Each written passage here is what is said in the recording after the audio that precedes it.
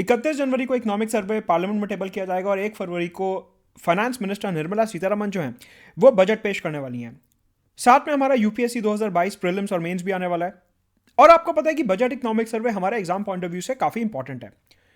यहां पे सवाल ये उठता है कि बजट इकोनॉमिक सर्वे पढ़ने के लिए क्या अप्रोच रहनी चाहिए और यूपीएससी का अभी तक का ट्रेंड क्या रहा है।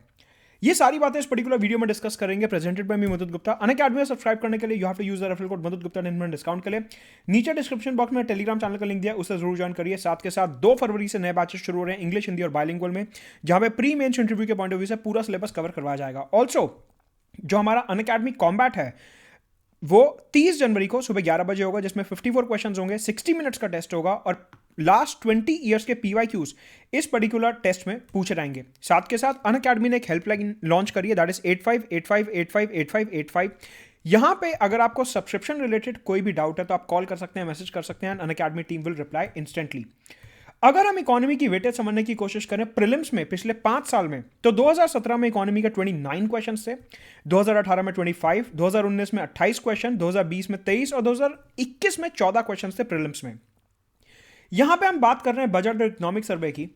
तो अगर हम इन 14 क्वेश्चंस के सोर्सेस समझने की कोशिश करें तो अप्रॉक्सीमेटली 5 क्वेश्चंस थे एनसीईआरटी से, अप्रॉक्सीमेटली 7 क्वेश्चंस थे न्यूज़पेपर से, 1 क्वेश्चन था पीआईबी से और 1 क्वेश्चन था किसी रैंडम सोर्स से।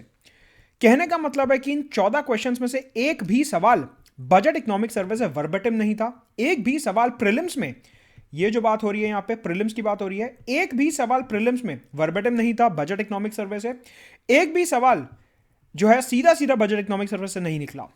अगर हम पहले वाले क्वेश्चंस का ट्रेंड देखें तो उसमें भी मोर और लेस ट्रेंड यही निकल के आ रहा है पिछले 2 या 3 साल से कि बजट इकोनॉमिक सर्वे से वर्बेटिम सीधा सवाल नहीं निकल रहा है। अगर हम मेंस 2021 की बात करें जो अभी जनवरी के महीने में हुआ था, वहां पे कई सारे सवाल थे जो बजट इकोनॉमिक सर्वे बेस्ड थे, जैसे कि distinguish between the capital budget and the revenue budget, explain components of both these budgets.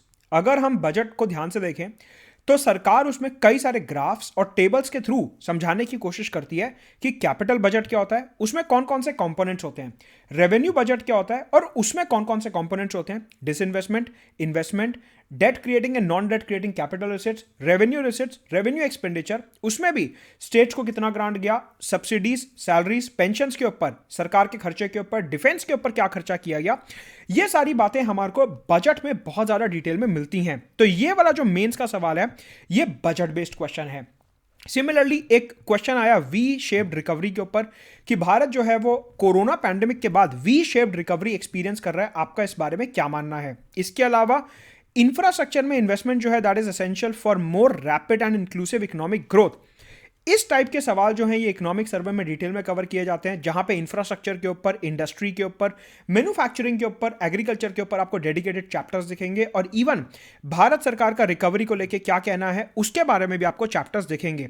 कहने का मतलब यह है कि बजट इकोनॉमिक सर्वे की यूटिलिटी हमारे को देखता है कि मेंस बेस्ड एनालिटिकल क्वेश्चंस में ज्यादा है, बल्कि जो प्रीलिम्स के अपने सीधे सवाल निकल रहे हैं वहां पे बजट इकोनॉमिक सर्वे की इतनी ज्यादा यूटिलिटी नहीं दिख रही है आजकल।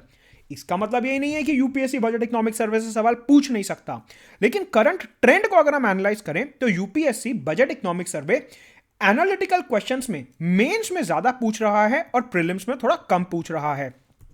तो सवाल उठता है कि अभी 31 जनवरी को और 1 फरवरी को जो हमारा बजट इकोनॉमिक सर्वे आने वाला है उसको लेके हमारी क्या अप्रोच रहनी चाहिए सर।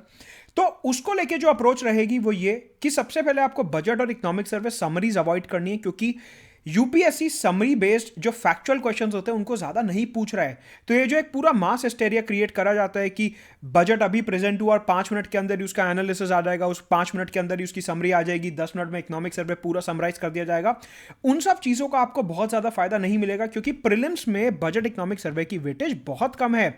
रादर आपको बजट इकोनॉमिक सर्वे पेशेंस के साथ डिटेल में पढ़ना होगा। क्यों? क्योंकि एनालिटिकल सवाल बजट इकोनॉमिक सर्वे से निकल रहा है। तो अगर हम नेचर ऑफ क्वेश्चन समझने की कोशिश करें इकोनॉमी के पेपर में तो बजट की समरी वगैरह आपको ज्यादा हेल्प नहीं करेगी, लेकिन जो इकोनॉमिक सर्वे बजट में ग्राफ्स, टेबल्स, पाई चार्ट्स वगैरह दिए होते हैं उनको अगर आप ठीक से समझोगे तो ही आप इस टाइप के क्वेश्चंस, हमारे GDP related question, V shaped recovery के question, components, infrastructure, industry, manufacturing, agriculture services के बारे में क्वेश्चंस को आंसर कर पाएंगे। तो ये डेटा ध्यान में रखते हुए आपको समझना चाहिए कि जब भी आप बजट इकोनॉमिक सर्वे पढ़ रहे हो, आपका जो दिमाग है वो एनालिसिस पे ज़्यादा होना चाहिए, फैक्ट्स पे थोड़ा कम होना चाहिए। वो इंडिया की कॉम्प्रिहेंसिव इकोनॉमी जो है उसके एनालिसिस पे ज़्यादा होना चाहिए, और स्कीम्स के नाम वगैरह पे हल्का सा कम फोकस रखेंगे। मतलब कि जब आप बजट इकोनॉमिक सर्वे पढ़ोगे तो आप उसको एज अ मेंस का सोर्स पढ़ोगे। प्रीलिम्स का सोर्स ऑफ कोर्स है वो, लेकिन ज़्यादा मेंस का सोर्स है। तो जब भी आप बजट इकोनॉमिक सर्वे पढ़ो तो हमेशा ध्यान रखो कि मेंस ओरिएंटेड प्रिपरेशन ज़्यादा करनी है बजट इकोनॉमिक सर्वे से। तो ये है अपना बजट इकोनॉमिक सर्वे की किस तरीके से पढ़ना है। अनअकैडमी सब्सक्राइब करने के लिए you have to use the referral code Madhur Gupta 10% discount के लिए।